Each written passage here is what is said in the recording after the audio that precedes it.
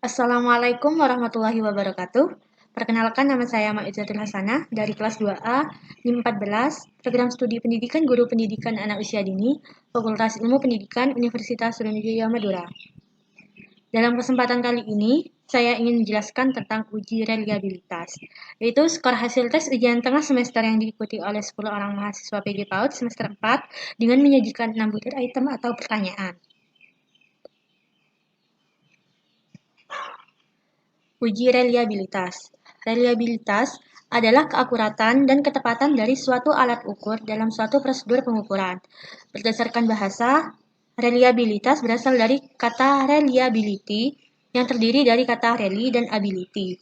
Artinya, sejauh mana hasil suatu pengukuran dapat dipercaya.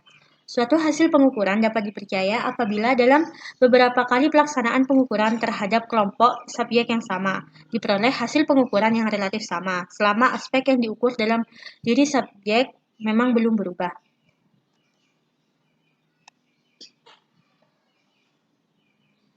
Menurut Sugiono 2005, reliabilitas adalah serangkaian pengukuran atau serangkaian alat ukur yang memiliki konsistensi bila pengukuran yang dilakukan dengan alat ukur itu dilakukan secara berulang. Menurut Sukaji 2000, uji reliabilitas adalah seberapa besar derajat tes mengukur secara konsisten sasaran yang diukur. Reliabilitas dinyatakan dalam bentuk angka, biasanya sebagai koefisien. Koefisien yang tinggi berarti reliabilitas yang tinggi. Pengujian reliabilitas. Yang pertama yaitu tes tunggal atau single test. Tes tunggal adalah tes yang terdiri dari suatu perangkat atau satu set yang diberikan terhadap sekelompok subjek dalam satu kali pelaksanaan. Dengan demikian, hasil tes ini hanya terdapat satu kelompok data berupa skor hasil tes. Ada bermacam-macam teknik yang bisa digunakan untuk menentukan reliabilitas jenis tes tunggal ini. Yang kedua yaitu tes ulang atau tes retest. Tes ulang atau tes retest adalah tes yang terdiri dari seperangkat tes yang diberikan kepada sekelompok subjek 2 kali. Reliabilitasnya dihitung dengan cara mengkorelasikan hasil tes pertama dengan tes kedua. Metode tes ulang dilakukan orang untuk menghindari penyusunan dari 2 tes. Dalam menggunakan teknik atau metode ini, pengetes hanya memiliki satu seri tes tetapi dicobakan 2 kali. Oleh karenanya, tes hanya satu dan dicobakan 2 kali. Maka metode ini dapat disebut dengan single test double trail method. Kemudian hasil dari kedua tes tersebut dihitung korelasinya. Yang ketiga yaitu tes ekuivalen atau alternate test. Tes ekuivalen adalah tes yang terdiri dari dua perangkat di mana soal-soal pada perangkat pertama ekuivalen dengan soal-soal pada perangkat kedua. Pengertian ekuivalen di sini adalah soal-soal yang memuat konsep yang sama, tetapi soal tersebut tidak persis sama. Selain memuat konsep yang sama, tingkat kesukarannya pun harus sama. Untuk menentukan reliabilitasnya dihitung dengan cara mengkorelasikan hasil tes untuk soal perangkat pertama dengan hasil tes dari perangkat kedua. Selanjutnya yaitu rumus reliabilitas. Di sini saya menggunakan rumus Cronbach-Alpha, yaitu R1 sama dengan K per K-1 dikali 1 min jumlah varians butir per varians total. Kita langsung saja ke contoh soalnya. Di sini, berikut ini merupakan hasil tes UTS. Skor tes UTS ini diikuti oleh 10 orang mahasiswa PG PAUD semester 4 dengan menyajikan 6 butir item atau pertanyaan. Berikut adalah jumlah tabel skornya. Di sini ada nomor item dan ada rata-rata juga dan skor total. Di sini saya ada 10 responden yang diikuti oleh mahasiswa PG PAUD semester 4. Baik, langsung saja kita hitung. Sebelum ke langkah yang pertama, kita harus mencari rata-rata terlebih dahulu. Caranya yaitu dengan menghitung atau menjumlahkan tabel varian 1, kemudian dibagi dengan jumlah item. Tadi kan itemnya ada 10, begitu juga untuk varian 2, 3, 4, dan 5, dan 6. Baik, kita langsung saja ke langkah yang pertama, yaitu menghitung varian butir. Rumusnya yaitu S1 pangkat 2 sama dengan sigma dikali X min X bar pangkat 2 per N min 1. N-nya di sini ada 10. Baik, langsung saja kita masukkan ke dalam rumus, yaitu 10 min 5 pangkat 2 ditambah 6 min 5 pangkat 2 ditambah 8 min 5 pangkat 2 ditambah 7 min 5 pangkat 2 ditambah 0 min 5 pangkat 2 ditambah 2 min 5 pangkat 2 ditambah 4 min 5 pangkat 2 ditambah 15 min 5 pangkat 2 ditambah 5 min 5 pangkat 2 ditambah 3 min 5 pangkat 2 per 10 min 1.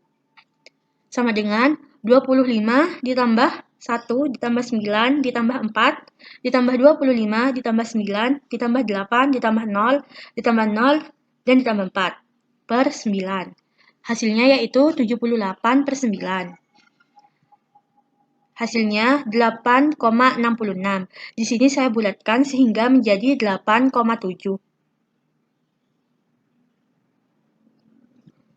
Untuk mencari S2 pangkat 2 sampai S6 pangkat 2, caranya sama seperti yang di atas tadi, yang S1 pangkat 2.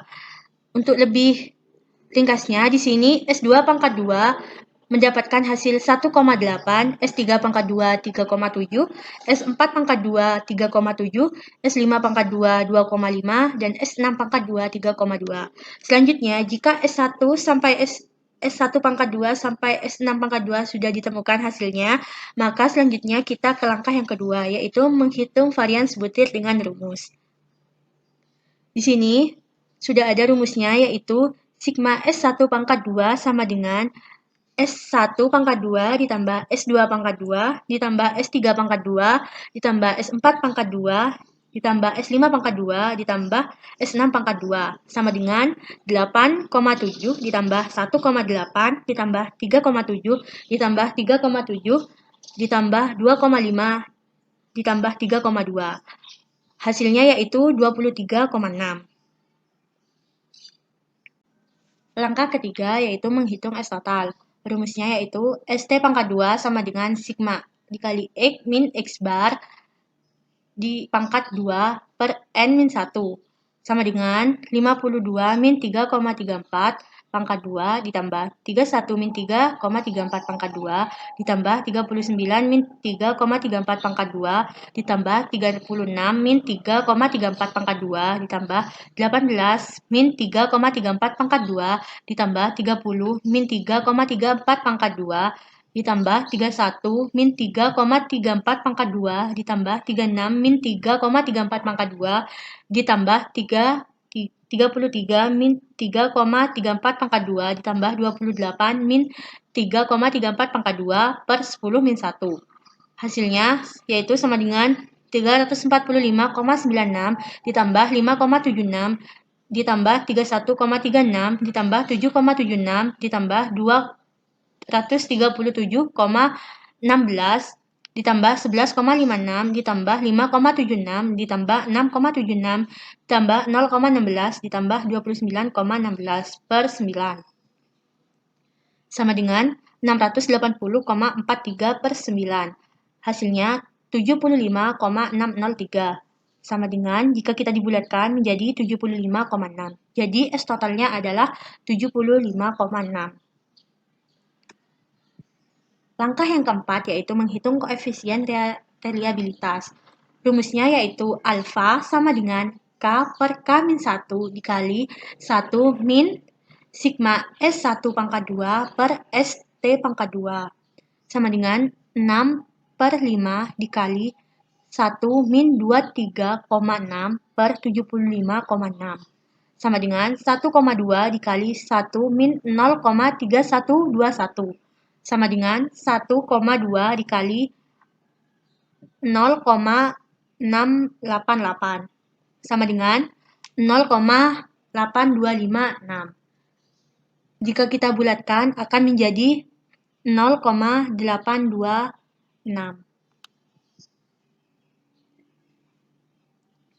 Langkah kelima yaitu memasukkan atau membacakan kriteria hasil uji reliabilitas. Alfa lebih besar dari 0,9 sangat bagus, 0,7 kurang dari alfa kurang dari 0,9 bagus, 0,6 kurang dari sama dengan alfa kurang dari 0,7 cukup. 0,5 kurang dari sama dengan alfa kurang dari 0,6 kurang alfa kurang dari 0,5 tidak bisa diterima. Jadi, hasil uji reliabilitas tadi menunjukkan 0,826. Jadi, masuk ke kriteria bagus, yaitu antara 0,7 kurang dari sama dengan alfa kurang dari 0,9.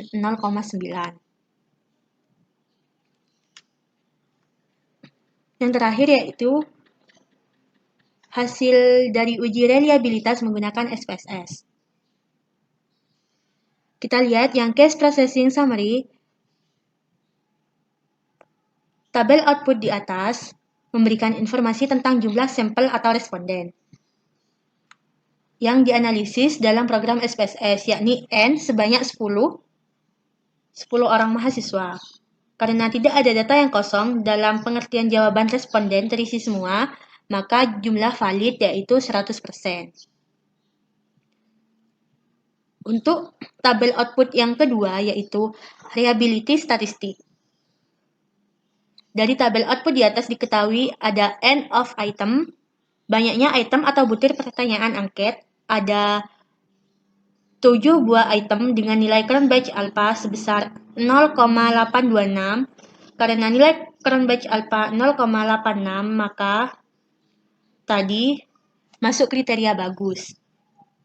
Selanjutnya yaitu item total statistik. Kita lihat yang Cronbach alpha. Dalam tabel ini diketahui nilai Cronbach alpha untuk ketujuh item soal adalah lebih dari 0,7. Maka dapat disimpulkan bahwa ke-6 item pertanyaan sangat reliable. Jadi hasilnya sangat reliable.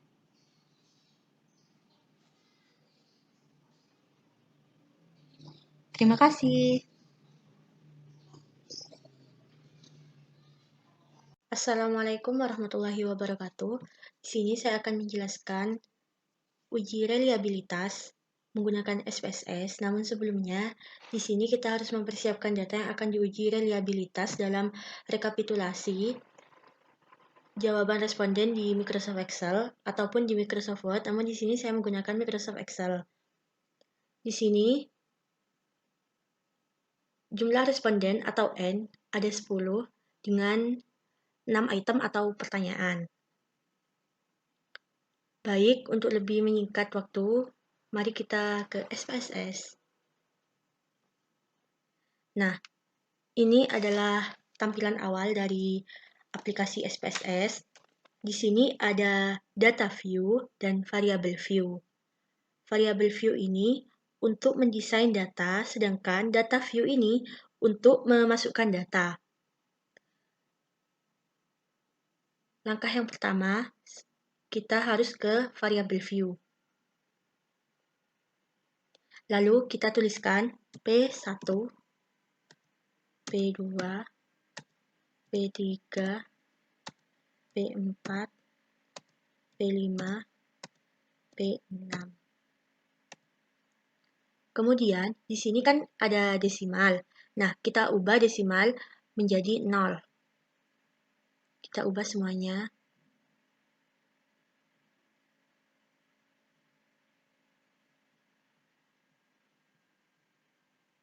Kemudian di measure, kita ubah juga menjadi scale.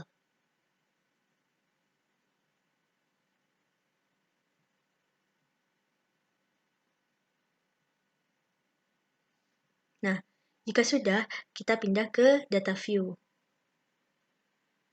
Nah, untuk memasukkan data yang ada di Microsoft Word tadi, rekapitulasi tadi, kita hanya perlu untuk mengcopy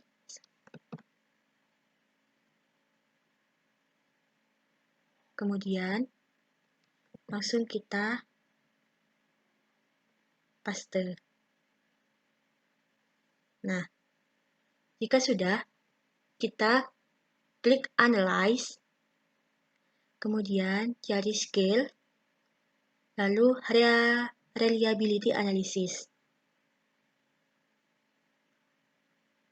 Kita Ctrl A, kemudian kita pindah ke Item.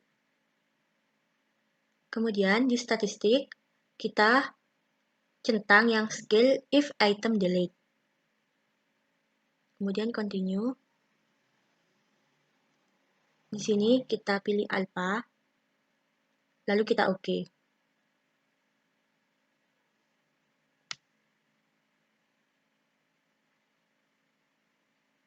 Nah, ini adalah hasil dari uji reliabilitas menggunakan SPSS. Di sini ada case processing summary. Tabel output ini memberikan informasi tentang jumlah sampel atau responden N, di sini 10. Respondennya 10. Karena tidak ada data yang kosong, maka jumlah valid adalah 100%.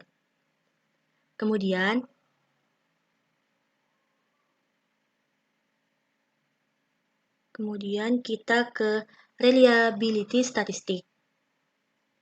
Dari tabel output ini diketahui ada N of item, banyaknya item atau butir pertanyaan angket. Nah, kan tadi ada 6. Dengan nilai Cronbach alpha yaitu 0,826. Kemudian, item total statistiknya kita lihat yang tabel Cronbach alpha.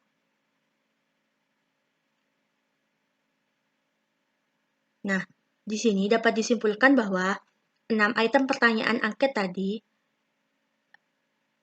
adalah reliable atau cukup, berpredikat cukup. Cukup sekian dari saya, kurang lebihnya saya mohon maaf. Wassalamualaikum warahmatullahi wabarakatuh.